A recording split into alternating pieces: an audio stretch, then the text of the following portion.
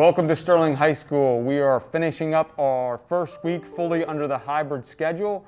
I'm your principal, Jared Claybourn, joined by our Director of Athletics, Mr. Manlove.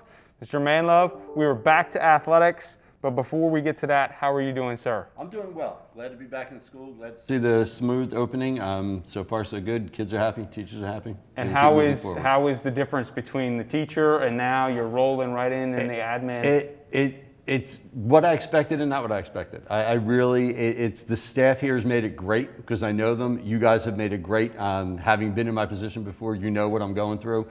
You've been supportive. The public's been supportive. Kids have been great. I'm looking forward to it. We got off to a good start yesterday. I'm looking forward to moving on. And congratulations to you. Thank you. No hiccups. Well done. Not that we noticed. We're back. Very good. Okay, so we got a few highlights that we want to do. First of all, I want to thank everybody for adhering to the arrival times. We have that staggered entry.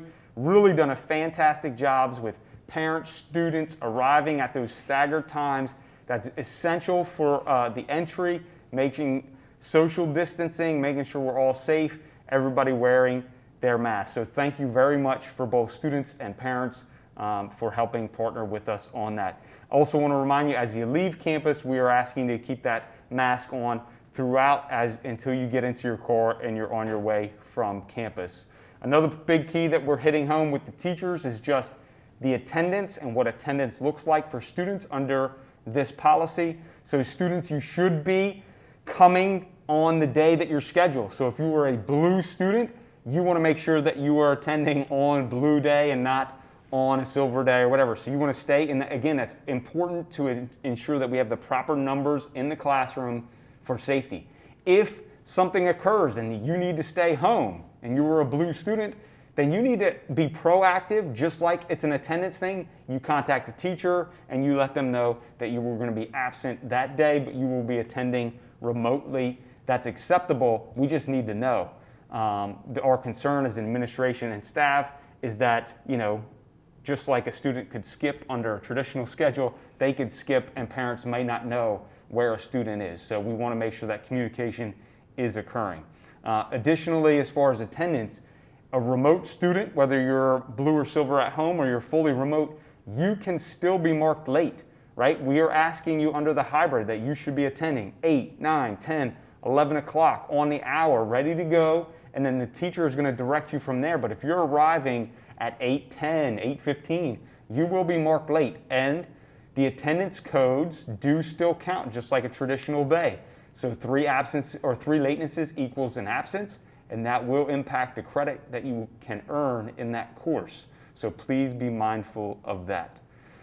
Believe in You is kicking up, and they are coming up with some exciting ideas and themes on recognizing our students. Thank you to Believe in You for handing out water bottles. Every student on campus has been provided a water bottle. When you come up to the campus, if you are fully remote, make sure you get your water bottle compliments of Believe in You. That is something that you can bring to class with you during this hybrid schedule. Speaking of Believe in You, just recognizing students, I want to give a shout out to Mariah Tirado Rivera, who recorded the morning news this morning from her home. She took the initiative, took the script, made the recording, and that served as our morning news, even though she was home. Great job, Mariah. So with that, there are a couple other big announcements. One is Back to School Night. Back to School Night is going to occur. It is going to be virtually. I apologize if there was any confusion on that. It was on the original calendar. We postponed that. So Back to School Night will be reintroduced on October 6th.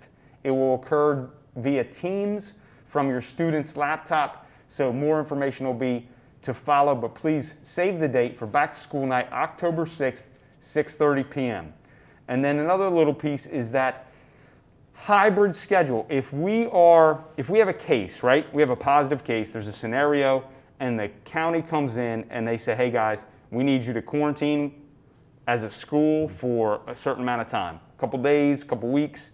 I just want you to know that we will stick with the hybrid schedule during those things. We want that consistency. We will not shift to the fully remote schedule until it's more of a mass, maybe the whole county is put on remote or the whole state, or they tell us we're going to go on remote for like a month or so. We're going to stay under the hybrid schedule. So just to clarify, and we'll repeat that information to you when those times come. So with that, Mr. Manlove, I've spoken enough. We want to hear more about athletics. We were out yesterday for the first time since March. March. It was great. Again, my first day, I was a nervous wreck, as all the athletes I'm sure were. It was great. It was great to see. We had field hockey, we had soccer, we had tennis, and just to see parents, students, everyone out there having a good time.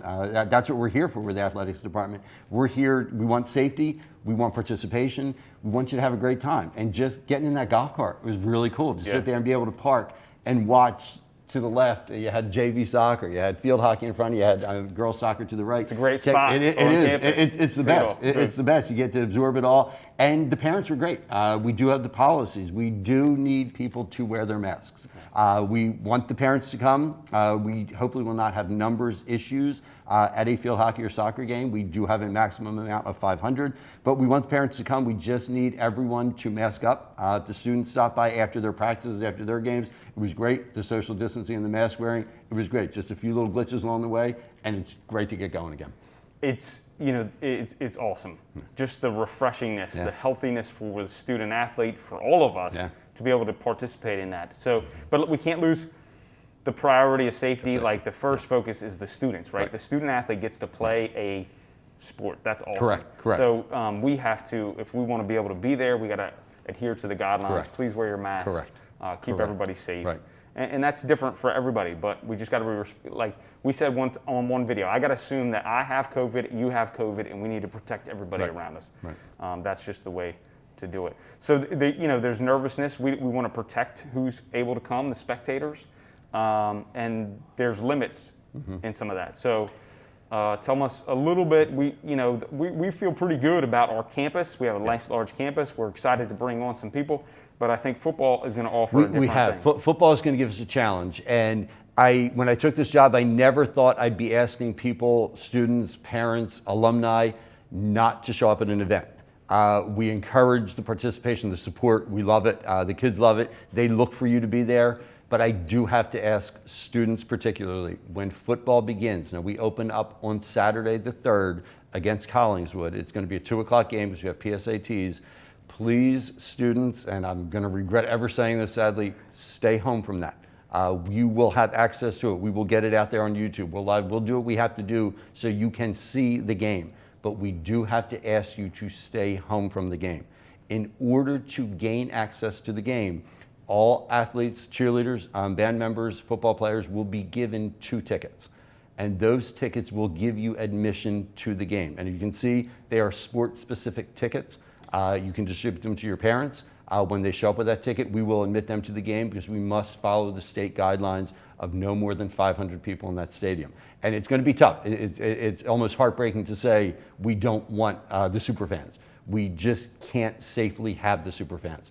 We will have the mask policy. We'll remind the parents. We will get ideas out there. We'll get everything we can to continue playing the sports. I mean, that's our key goal, the safety and allowing the children to continue to participate. Yeah, great. So, and you know what, last year the Superfans really took it to another level. They had great theme nights. We had the color theme night. We had the neon night, the American Spirit night. It was fantastic. And we're gonna look for spaces to offer this. Unfortunately, right now, this fall, that the football game is just not going to be it. And again, the priority is our students are going to be able to play football, and we will be able to see it. It just might be, some of us, it might be on YouTube, and that'll be okay though. And we love the support. Again, I've heard from alumni, and I sadly tell you, right now we're going to stay home. Super fans, we're giving you 2 years to think of cool new ideas for next year's football season, because we hope to have you back. That's right.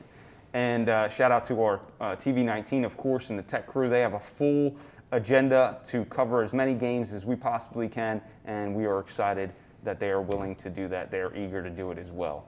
So again, return to athletics. What a healthy thing. And thank you for Mr. Manlove for keeping us safe. Thank you for the opportunity. And again, it's great. I mean, you get goosebumps just saying it's great. It's seeing the kids out there doing what they do. Again, we started. Everyone gets one practice, then we're kicking it off next week. It's going to count. It's going to count. Okay, so back to school night's going to be October 6th. Mark your calendars.